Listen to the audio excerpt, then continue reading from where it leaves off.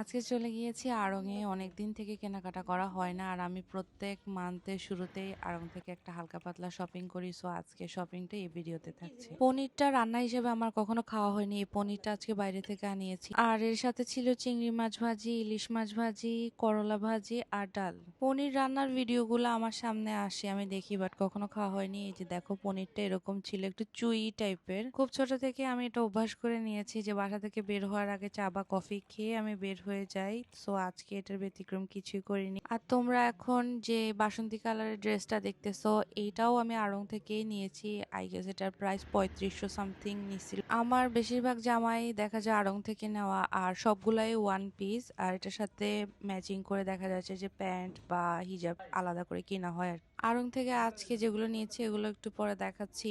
এখন আমরা চলে এসেছি টেস্টি ট্রিটে। আর এখানে এসে মেক্সিকান স্টেক বার্গার একটা অর্ডার দিয়েছি, আর সাথে ছিল সসেজ বান। মেক্সিকান স্টেক বার্গারটা আমার খুব ফেভারিট, কাজ আমি এখানে যখনই আসি তখন এটা ট্রাই করি। এটার ভিতরে অনেক বেশি পরিমাণে মেয়োনিজ প্লাস চিজ দেওয়া থাকে। বার্গারটা অনেক সফট থাকে প্লাস চিজি থাকে, আর স্টেকটা খেতে অনেক মজা। আর যদি তোমরা ঝাল পছন্দ কম করো সেক্ষেত্রে সসেজ বানটা ট্রাই করতে পারো। আর আমি একটা আড়ং আর্থ সেসেমি সিড অয়েল আর বডি স্ক্রাবিং যেটা থাকে সি সল্ট, ওটা নিয়েছি। এই হিজাবটা নিয়েছি। আর আর আমার আম্মু আমার জন্য বরিশাল থেকে একটা পার্সেল পাঠিয়েছে অনেকগুলো সালোয়ারের, সেটা বাসায় রিসিভ করে নিয়ে এসে আজকের ভিডিওটা এতটুকু পর্যন্ত। দেখা হচ্ছে পরের ভিডিওতে। সব ভালো থাকবো, আল্লাহ হাফেজ।